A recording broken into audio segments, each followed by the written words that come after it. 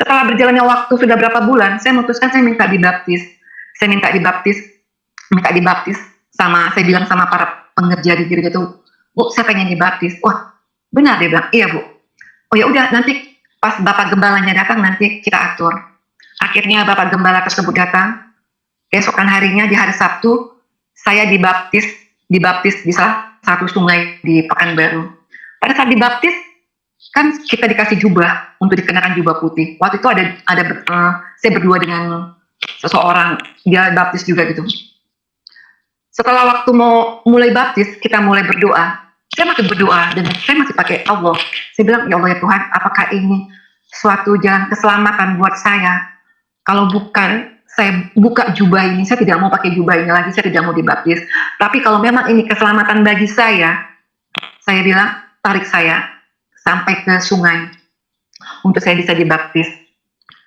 Setelah itu, akhirnya pendeta bilang, pendeta berdoa, saya boleh dibaptis. Bisa dibaptis, saya merasakan sesuatu ada kayak turun dari langit itu, saya tidak bisa mengungkapkan dengan kata-kata apa yang saya rasakan.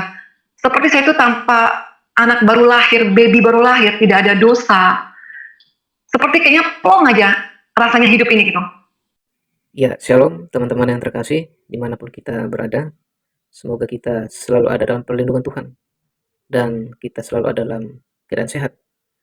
Ya, puji Tuhan teman-teman, selamat datang kembali di channel ini.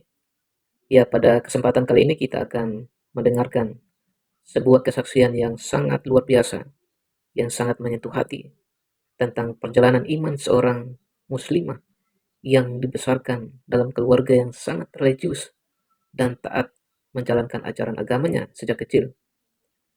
Sejak masa kecil ia diajarkan untuk memegang teguh keyakinan keluarganya. Bahkan ia dididik agar tidak bergaul dengan orang-orang Kristen. Dengan penuh kesungguhan, ia menjalani setiap ajaran yang diwariskan keluarganya dan berusaha menjadi pribadi yang taat. Namun siapa yang dapat membatasi cara Tuhan bekerja dalam kehidupan seseorang? Di tengah perjalanan hidupnya, berbagai peristiwa dan pertanyaan mulai muncul di dalam hatinya. Sedikit demi sedikit, ia mulai mengenal pribadi Tuhan Yesus melalui orang-orang yang ditemuinya dan melalui pengalaman-pengalaman yang tidak pernah ia bayangkan sebelumnya. Semakin ia mencari kebenaran, semakin ia merasakan kasih, damai sejahtera, dan jawaban yang selama ini ia rindukan. Hingga pada akhirnya, dengan penuh keyakinan, ia mengambil keputusan yang mengubah seluruh hidupnya, yaitu percaya kepada Tuhan Yesus Kristus sebagai Tuhan dan Juru Selamat pribadinya. Keputusan itu tidaklah mudah. Setelah menyatakan imannya dan meminta untuk dibaptis, ia harus menghadapi berbagai tantangan, penolakan, dan tekanan dari keluarganya sendiri. Namun, di tengah semua itu, ia tetap berdiri teguh karena ia telah menemukan damai sejahtera yang sejati di dalam Kristus. Ya teman-teman yang terkasih dalam Tuhan Yesus Kristus, bagaimana perjalanan spiritual selengkap dari seorang mutadin ini? Apa yang membuatnya berani mengambil keputusan besar dalam hidupnya? Dan bagaimana ia menghadapi penolakan dari orang-orang yang paling dekat dengannya? Dan apa saja alasannya sehingga ia berani meninggalkan keyakinan lamanya, kemudian percaya kepada Tuhan Yesus sebagai Tuhan dan Juru Selamat dalam hidupnya? Oleh sebab itu, mari kita sama-sama saksikan kesaksian selengkap, dan kiranya melalui kesaksian ini kita dikuatkan, kita diberkati. Ya, tanpa berlama-lama lagi, mari kita sama-sama saksikan video berikut ini. Selamat menonton, Tuhan Yesus memberkati.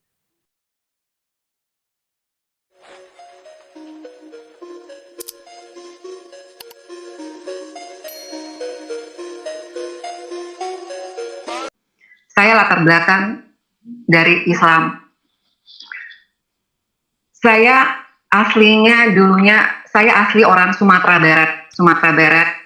Saya bersaudara 4 orang, saya anak nomor 2. Kebetulan saya dibesarkan dari keluarga seorang pengajar pendidik, seorang guru, karena orang tua saya guru. Jadi pada saat saya masih kecil, masih dalam eh, di bangku sekolah SD atau SMP, orang tua saya pernah menekankan kepada saya, kalau kamu kalau bisa jangan berteman sama orang Kristen, karena bagi di Islam orang Kristen itu adalah kafir. Jadi itu terdoktrin di pikiran saya dari saya dari SD sampai SMP. Saya pun juga kalau saya bertemu sama teman yang Kristen, saya langsung cut, saya langsung menjarak gitu. Berjalannya waktu, saya SMP, SMA, kuliah. Setelah di tahun 99, saya berkenalan sama seorang laki-laki. Kebetulan dia beragama Kristen. Jadi pada saat saya berkenalan dengan beliau, ya kita dibilang pacaran. Pada saat itu ini orang saya nggak tahu juga. Waktu saya baru mulai dekat sama beliau, dia selalu bercerita tentang Yesus. Saya mengatakan, kenapa kamu selalu berbicara tentang Yesus?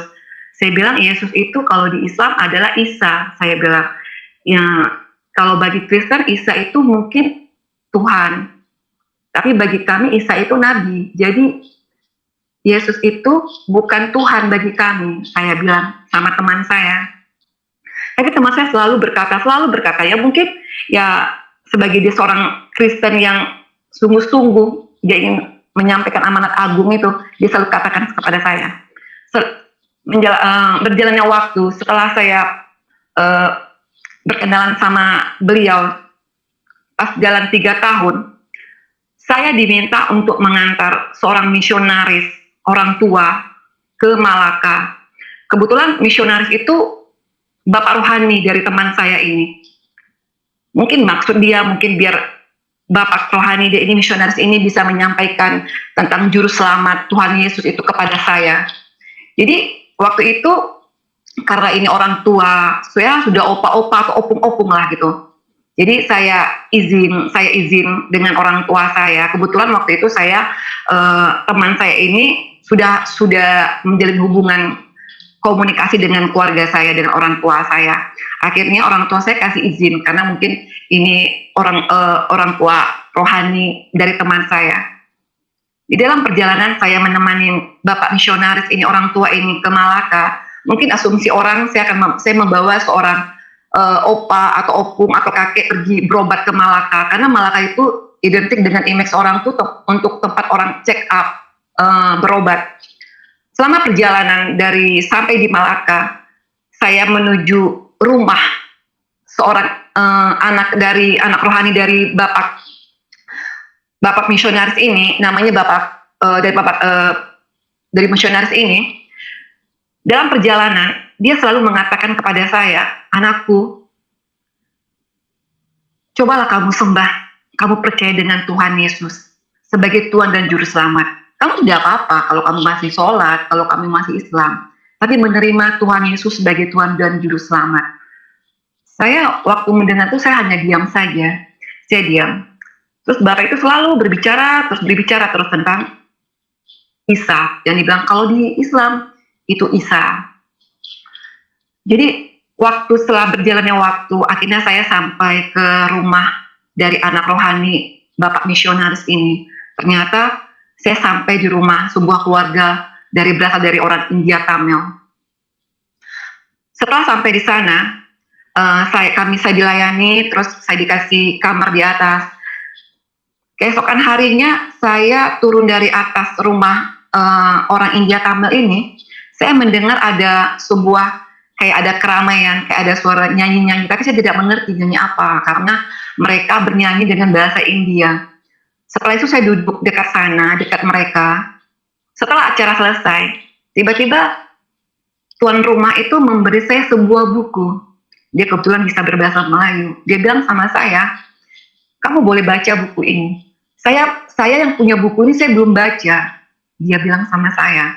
Terus saya lihat covernya buku itu melambangkan kubah dari masjid. Setelah saya menerima buku itu, saya membaca. bab demi bab saya baca. Tiba-tiba hati saya tertantang, bergejolak. Dalam hati saya ini apa benar apa tidak gitu. Semakin saya membaca buku ini, saya semakin tertantang, semakin tertantang.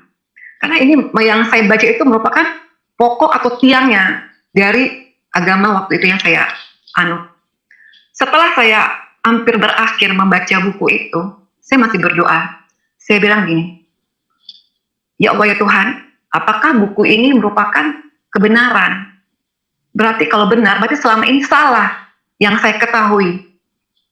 Kalau benar, saya akan baca buku ini sampai selesai. Kalau tidak, buku ini merupakan suatu ya penghina atau bagaimana lah gitu.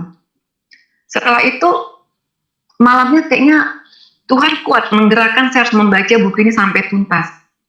Setelah sampai tuntas saya membaca buku ini, saya bilang keesokan harinya sama Bapak orang India Taman ini, saya sudah membaca buku ini, saya mau pulangkan buku dia bilang, you boleh ambil, dia bilang, you bawa pulang.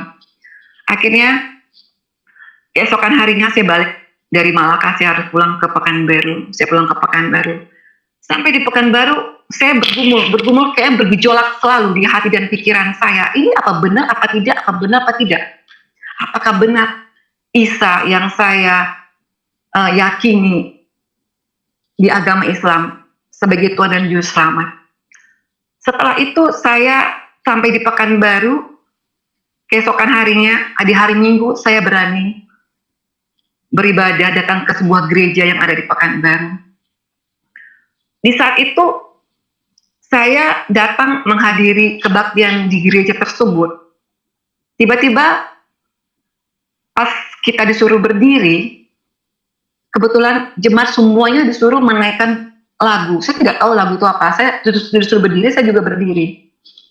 Tiba-tiba, saya mendengar lagu yang dibawain sama jemaat di dalam gereja tersebut. Lagunya hanya ini, ya Aba Bapa, ini aku anakmu, layakkanlah seluruh hidupku. Pujian itu saya dengar seperti saya tiba-tiba merinding. Saya merinding, saya merasa ada suatu belayan yang dari ujung rambut saya sampai ujung kaki membelai saya begitu lembut sekali. Saya tidak pernah merasakan belayan itu sama sekali di saat umur saya pada saat itu 20-an. Seterusnya, bapak yang di depan pendeta itu, dia menyuruh angkat roti dengan anggur. Saya tidak tahu ini apa. Kebetulan anggur itu ditutup seperti agar-agar. Jadi saya tidak mengerti, saya tidak makan. Saya masukin ke dalam tas. Pada saat saya mendengar, diulang lagi pujian itu, di saat saya mendengar lagu itu, saya merinding kembali, begitu merdu sekali lagu itu saya dengar. Saya tidak pernah kayak seperti lagu-lagu dunia, misalnya lagu apa ya, lagu melankolis bagaimana, saya tidak pernah mendengar semerdu itu lagu itu. Setelah berakhirnya ibadah, saya pulang, saya ketemu sama teman saya berkata, Bang, tadi aku ke gereja, oh ya, terus tadi ada ini loh, aku dikasih ini, terus kamu makan? Enggak, berarti kan aku kasih lihat. Dia tidak komen. Setelah itu saya tertantang. Kebetulan saya tidak tahu urapan di suasana di gereja itu membuat hati saya tuh untuk kembali ke gereja itu. Berjalannya hari, minggu demi minggu saya datang ke gereja itu. Ternyata waktu setelah berapa bulan setelah itu, gereja itu mengundang salah satu pendetanya tuh dari Islam, ex-Islam.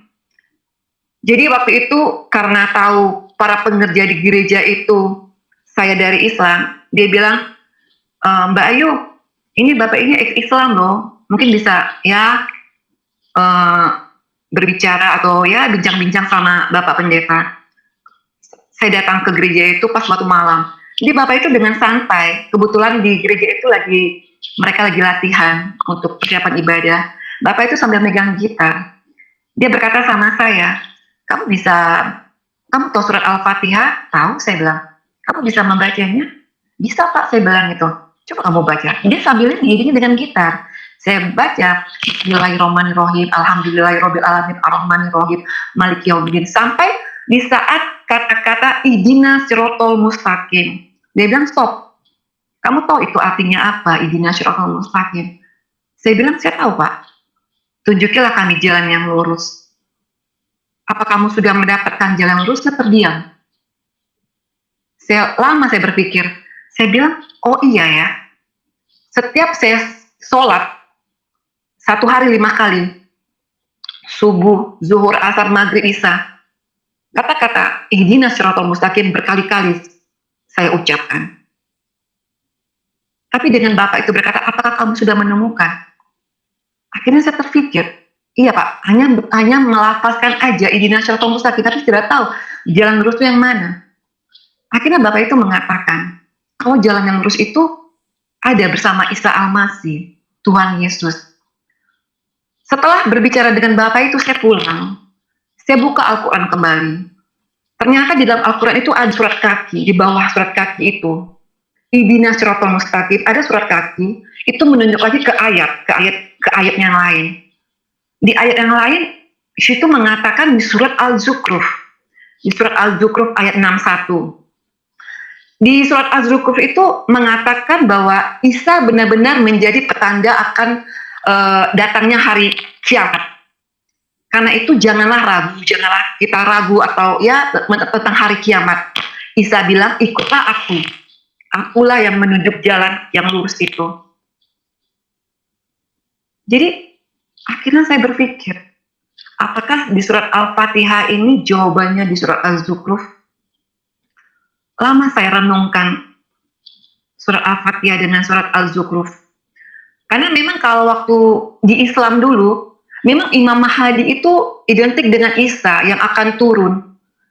Tanda-tanda hari kiamat, Isa akan turun sebagai Imam Mahdi, menjadi hakim untuk seluruh umat manusia di muka bumi ini. Sedangkan di sini mengatakan Isa lah tanda-tanda tentang hari kiamat.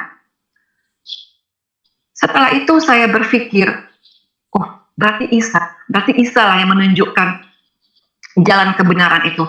Setelah berjalannya hari demi hari, saya ke gereja, tiba-tiba namanya orang tua, hati menulis sebagai seorang orang tua. Mama saya berkata begini, kamu kok tiap hari Minggu keluar sih? Dia bilang, kamu sepertinya kayak orang Kristen pergi ke gereja. Saya terdiam. Akhirnya saya putuskan untuk tidak di jam itu saya bergereja lagi di tempat gereja di mana saya menerima sesuatu belayan yang begitu lembut, kasih yang betul lembut yang saya rasakan. Akhirnya saya seperti gereja keliling. Saya masuk ke gereja yang daerah, gereja adat, tapi saya tidak mengerti gitu. Tapi karena saya rindu ingin beribadah, ingin mendengarkan firman Tuhan yang disampaikan oleh pendeta yang untuk hari Minggunya, akhirnya saya bilang tidak ada yang saya dapatkan dari saya berkeliling terus. Akhirnya saya putuskan untuk kembali ke gereja tempat di mana saya pertama datang. Setelah saya ikutin, akhirnya saya berbohong. Saya sampai bilang malam itu hari Sabtu, besok hari Minggu, saya masukin baju ke bagasi mobil. Hari Minggu saya keluar dengan pakaian santai. Saya bilang saya keluar ke rumah teman saya, karena teman saya banyak anak kosan waktu itu. Jadi ya tidak membuat orang tua saya curiga, padahal saya ke gereja. Akhirnya saya ke gereja tempat di mana pertama saya datang. Akhirnya iman saya bertumbuh. Setelah berjalannya waktu sudah berapa bulan, saya memutuskan saya minta dibaptis. Saya minta dibaptis saya bilang sama para pengerja di gereja itu, Bu, saya pengen dibaptis. Wah, benar, dia bilang, iya Bu. Oh ya udah, nanti pas Bapak Gembalanya datang nanti kita atur.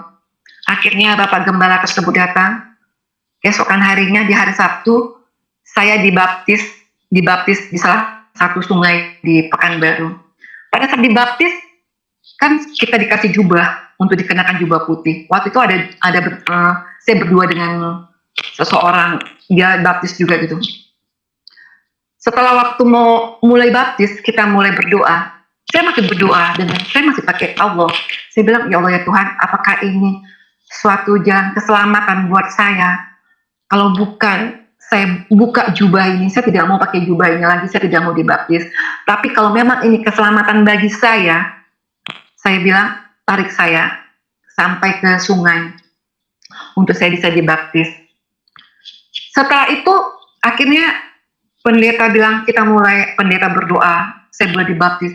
Bisa dibaptis itu saya merasakan sesuatu ada kayak turun dari langit, itu saya tidak bisa mengungkapkan dengan kata-kata apa yang saya rasakan. Seperti saya itu tanpa anak baru lahir, baby baru lahir, tidak ada dosa. Seperti kayaknya plong aja rasanya hidup ini gitu. Setelah saya keluar dari sungai, saya ganti baju untuk ada dibaptis. Setelah itu kita ketemu sama pendeta yang membaptis saya, beberapa orang dengan para pelayan di gereja itu. Dia bilang gini, Ayu, sekarang nama baptis kamu saya kasih Hana. Wah, Hana? Hana itu artinya apa, Pak? Hana itu pendoa. Kamu nanti baca di kitab Samuel. Saya bilang, bagaimana saya mau baca? Saya tidak ngerti, saya belum mengerti buka Alkitab dari mana. Kitab Samuel pun saya tidak tahu. Setelah itu setelah baptis saya pulang. Timbul di hati saya dalam perjalanan di tempat saya dibaptis itu menuju rumah saya.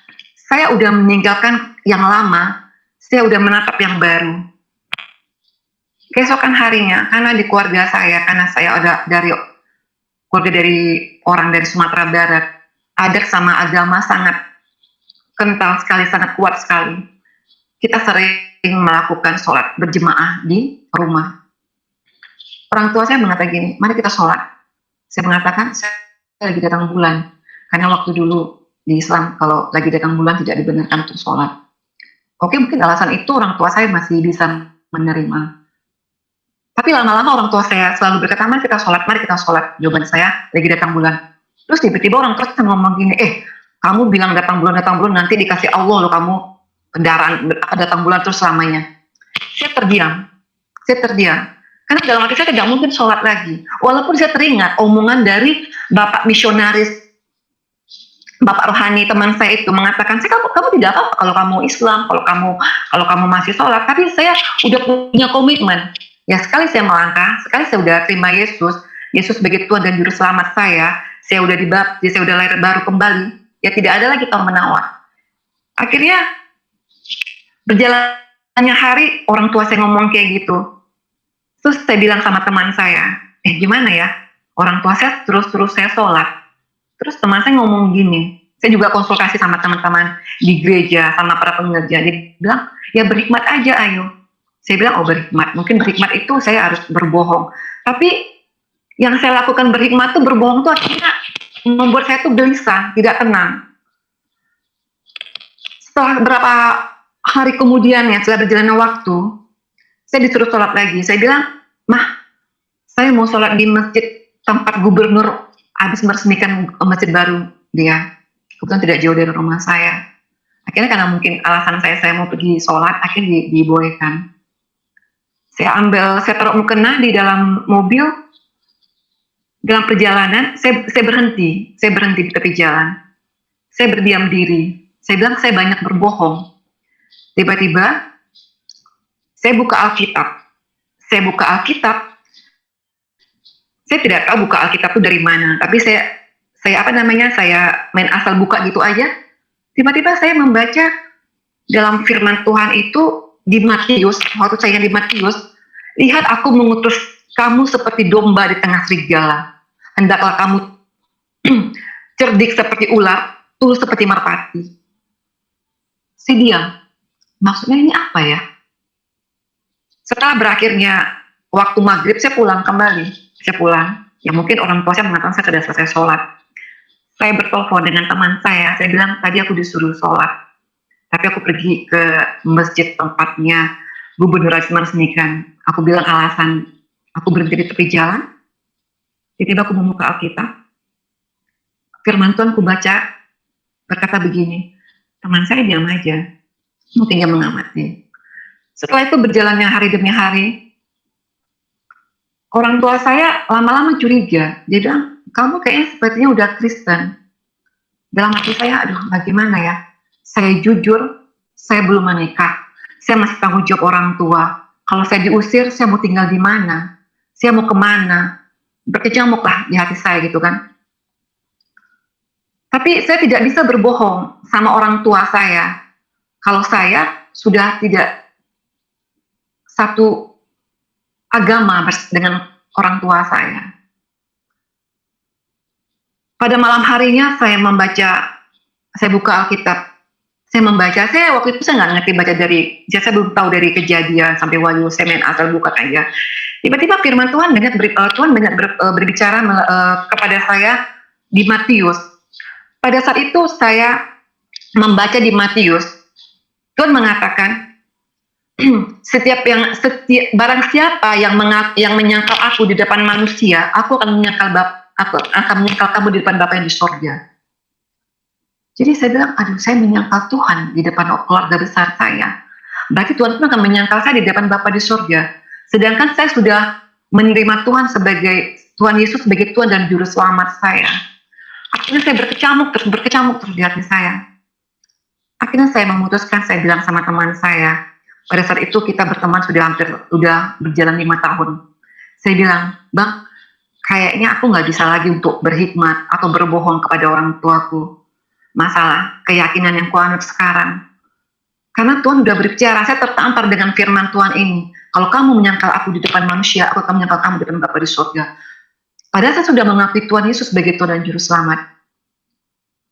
Setelah itu, mungkin tiba saatnya akhirnya, ya teman saya mengutus utusan dari keluarga dia untuk melamar saya. Akhirnya kita menikah. Tapi saat menikah kita pun berkata bahwa kita di luar kota lah, di luar negeri lah. Setelah menikah, seminggu setelah itu saya pulang ke rumah orang tua saya. Tapi namanya orang tua saya, dia sebagai hati, dia sebagai seorang ibu, dia sudah merasa kalau saya ini anak ini bukan sejalan lagi sama dia. Ya namanya kebohongan, ya pasti akan tercium juga. Jadi ada yang menyampaikan kalau saya sudah Kristen. Tapi karena dia tahu saya sudah menikah, dia pun mungkin tidak bisa untuk berkata, karena saya sudah jadi tanggung jawab dari suami saya. Tapi dia melihatkan sikap, ya jutek gitulah mukanya, kesal. Setelah itu saya sudah berumah tangga, saya dengan keluarga kecil saya. Setelah saya melahirkan anak saya pertama, orang tua saya datang ke rumah saya pas waktu itu Natal. Sebenarnya tidak akan bakal mau datang, karena melihat cucu. Setiap orang tua saya datang pada saat itu, seperti kayak dia duduk di rumah saya itu, seperti kayak di kursi itu kayak ada bara api atau sebuah kursi berduri lah, sehingga bikin dia harus cepat keluar dari rumah anaknya gitu. Berjalannya waktu, saat saya sudah punya anak pertama, saya melahirkan anak pertama. Jadi ya namanya orang tua, ternyata anak yang saya lahirkan seorang laki-laki. Pada saat itu suami, karena saya melakukan persalinan, melakukan sesar, pada saat itu suami saya agak telat datangnya. Waktu itu dia ada urusan kerja, mungkin ada meeting. Tiba-tiba ya orang tua saya, papa saya mengazankan anak saya. Ya karena kan kalau Islam, ya dia mungkin meyakini kalau ini cucu ini masih Islam gitu kan. Padahal dia udah tahu kalau saya sudah Kristen, dia azanin anak saya. Waktu anak saya lahir, setelah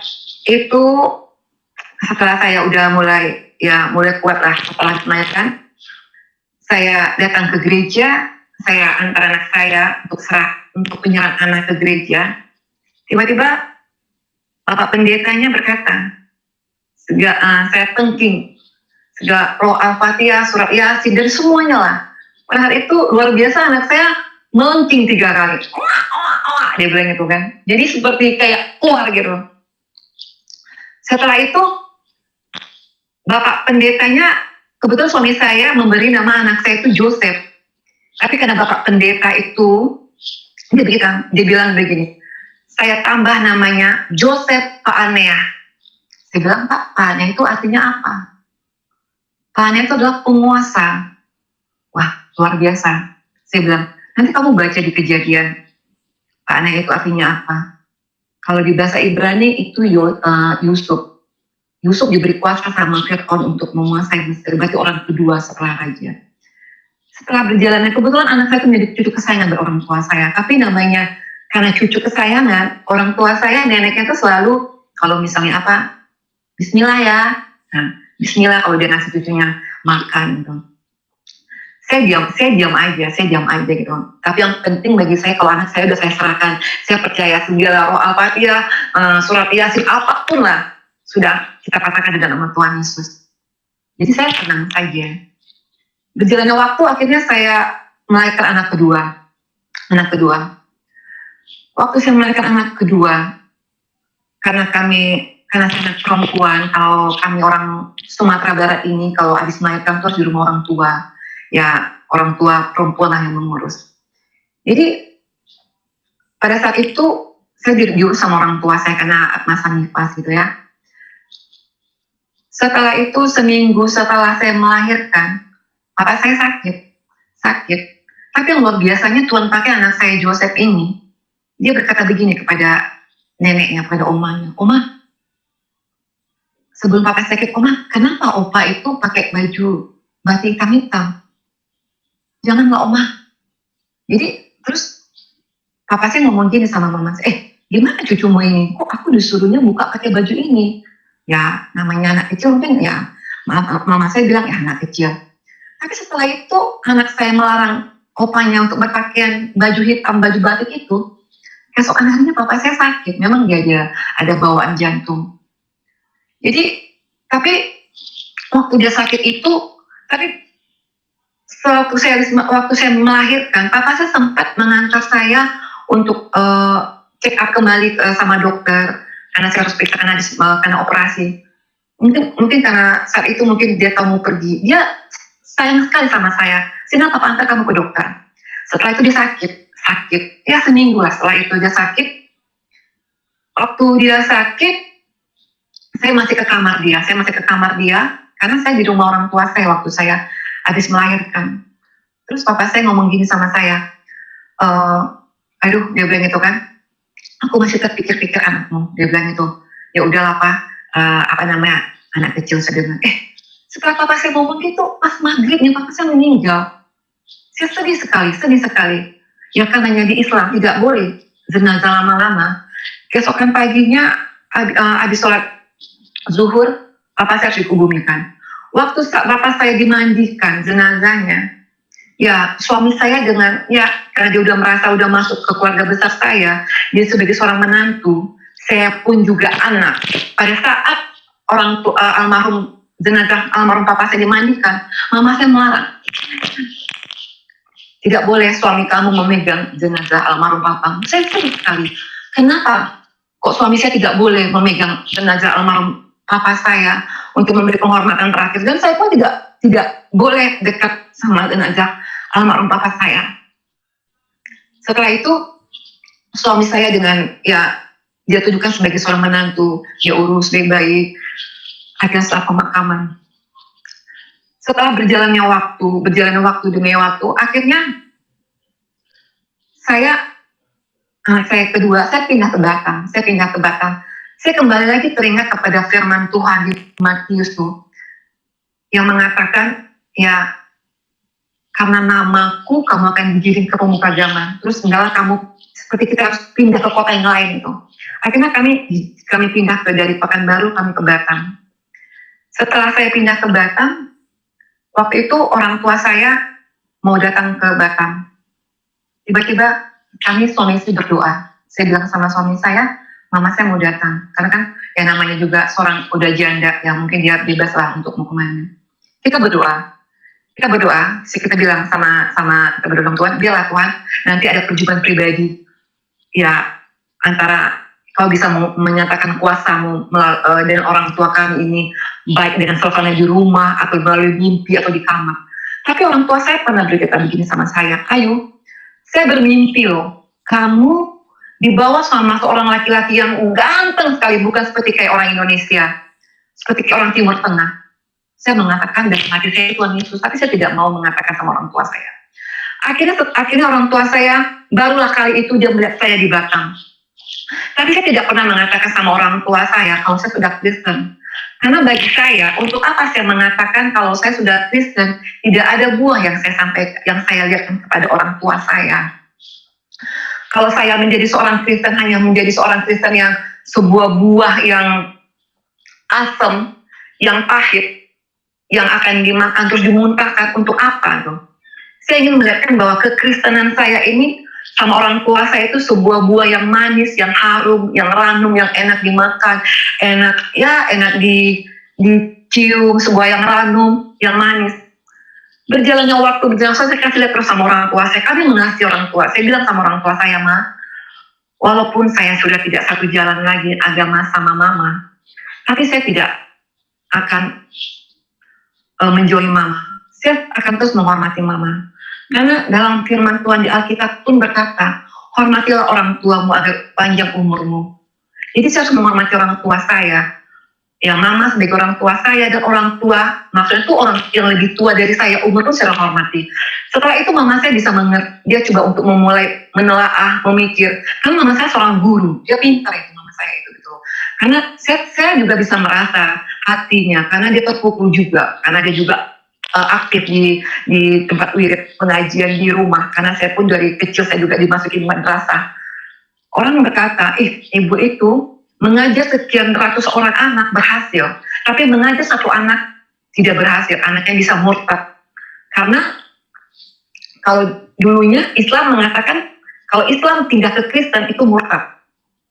Ya mungkin orang tua saya ya berkecamuk, tapi dia lama-lama dia melihat sesuatu bagi saya itu tidak ada yang salah kekristenan saya itu. Saya lihatkan. Ya semakin lama saya pun semakin untuk mempelajari firman Tuhan. Saya mempelajari firman Tuhan, saya baca, saya pelajari tentang buah roh, tentang kasih, tentang sukacita, damai sejahtera. Jadi saya lihatkan, saya impartasikan terus kasih. Saya menghormati, saya mengasihi keluarga besar saya mengasihi orang tua saya.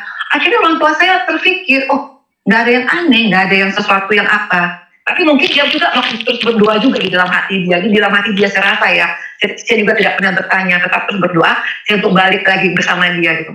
Tapi karena dia melihat sesuatu ada yang berubah bagi saya, akhirnya berjalannya waktu, sudah berjalannya 10 tahun pernikahan saya, orang tua saya rajin melihat saya di saat waktu bulan Desember. Di saat bulan Desember kita Natal, dia malahan membuat bagaimana suasana Lebaran.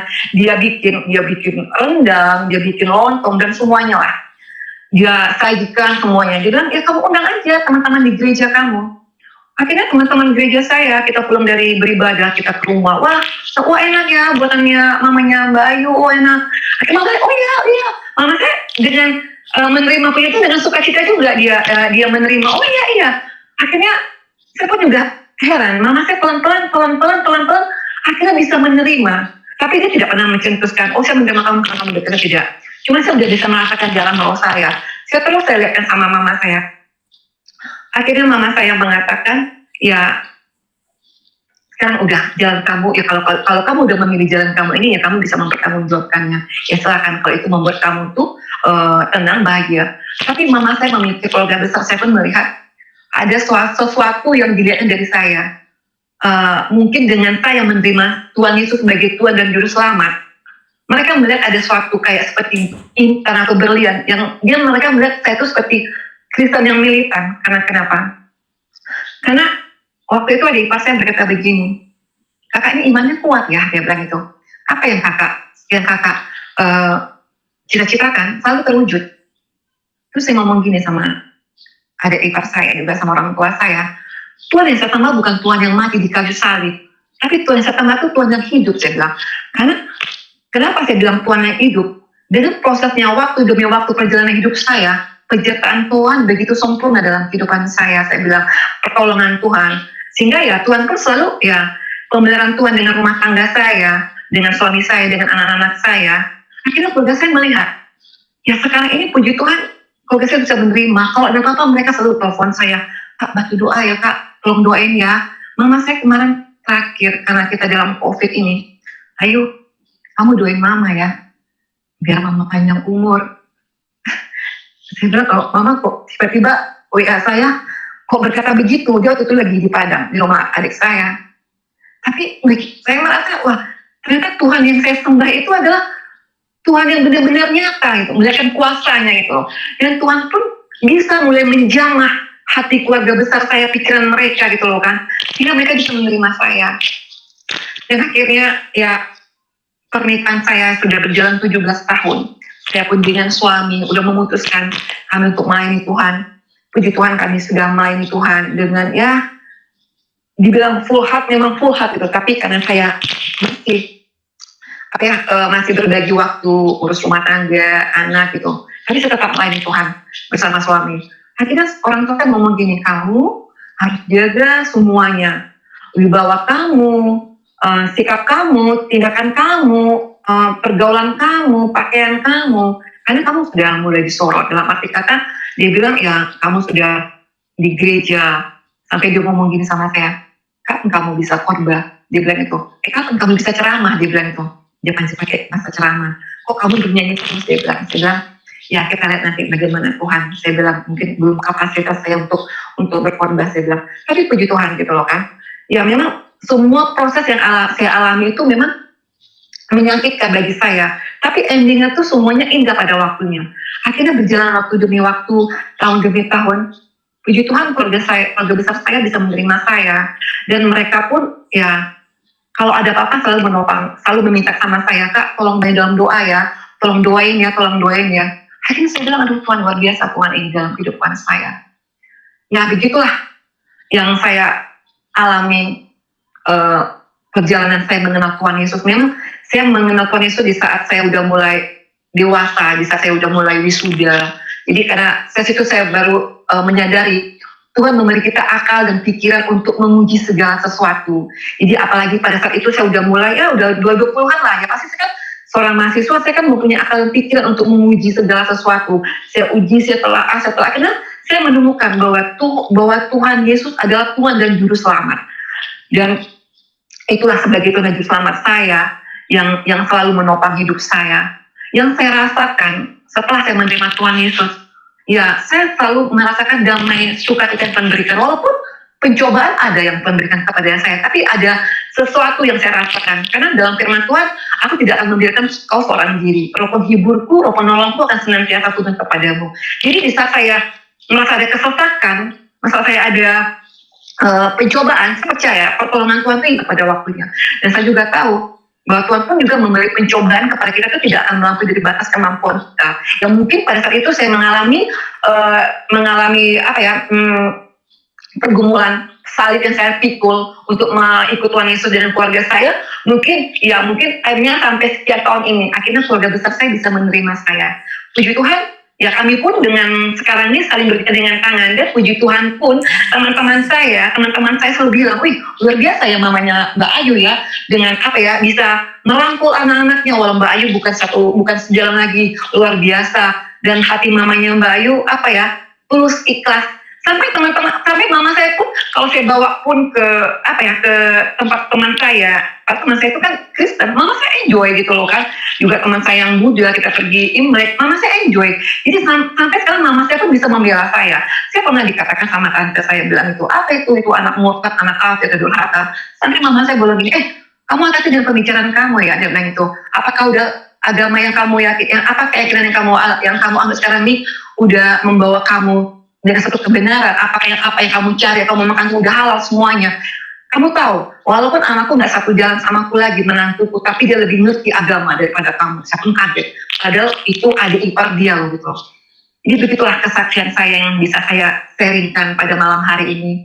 Ya semoga kesaksian saya ini bisa menguatkan kita semua, bisa memberkati. Dan puji Tuhan pun, ya kami suami sudah melayani, saya pun juga sekarang lagi belajar STT di salah satu tempat gereja saya berbakti. Ya, doain saya bisa mengikuti STT dengan amat. Terima kasih. Iya, teman-teman yang terkasih, demikianlah kesaksian perjalanan iman yang telah kita dengarkan bersama. Sebuah perjalanan yang tidak mudah, penuh pergumulan, air mata, dan pengorbanan. Seorang wanita yang sejak kecil dibesarkan dalam keluarga yang sangat religius, diajarkan untuk memegang teguh keyakinan keluarganya, bahkan diajarkan untuk menjaga jarak dari orang-orang Kristen. Namun ketika Tuhan bekerja dalam hidup seseorang, tidak ada tembok yang terlalu tinggi dan tidak ada hati yang terlalu keras untuk dijamah oleh kasih-Nya. Keputusan untuk percaya kepada Tuhan Yesus bukanlah keputusan yang diambil karena emosi sesaat. Ia telah melalui proses pencarian, pergumulan batin, pertanyaan demi pertanyaan, hingga akhirnya menemukan damai sejahtera yang tidak pernah ia rasakan sebelumnya. Ketika ia memutuskan untuk menerima Tuhan Yesus sebagai Tuhan dan Juru Selamatnya, ia sadar bahwa jalan yang akan ditempuh tidaklah mudah. Setelah meminta untuk dibaptis dan menyatakan imannya secara terbuka, tantangan demi tantangan datang menghampiri. Penolakan dari keluarga, tekanan dari lingkungan sekitar, bahkan kehilangan hubungan yang selama ini sangat berharga menjadi bagian dari konsekuensi yang harus ia hadapi. Namun di tengah semua itu, ia tetap memilih untuk setia karena ia percaya bahwa kasih Tuhan jauh lebih besar daripada semua ketakutan yang ada. Ya teman-teman yang terkasih, kisah ini mengingatkan kita bahwa iman sejati seringkali diuji melalui berbagai kesulitan, pergumulan. Ketika seseorang memilih mengikuti apa yang diyakininya sebagai kebenaran, tidak jarang ia harus menghadapi penolakan dan kesalahpahaman. Namun Tuhan tidak pernah meninggalkan orang-orang yang berharap kepadanya. Firman Tuhan dalam Yohanes 14 ayat 27 berkata, "Damai sejahtera kutinggalkan bagimu, damai sejahteraku kuberikan kepadamu, dan apa yang kuberikan tidak seperti yang diberikan oleh dunia kepadamu. Janganlah gelisah dan gentar hatimu." Ayat ini menjadi pengingat bahwa damai yang berasal dari Tuhan tidak bergantung pada keadaan di sekitar kita.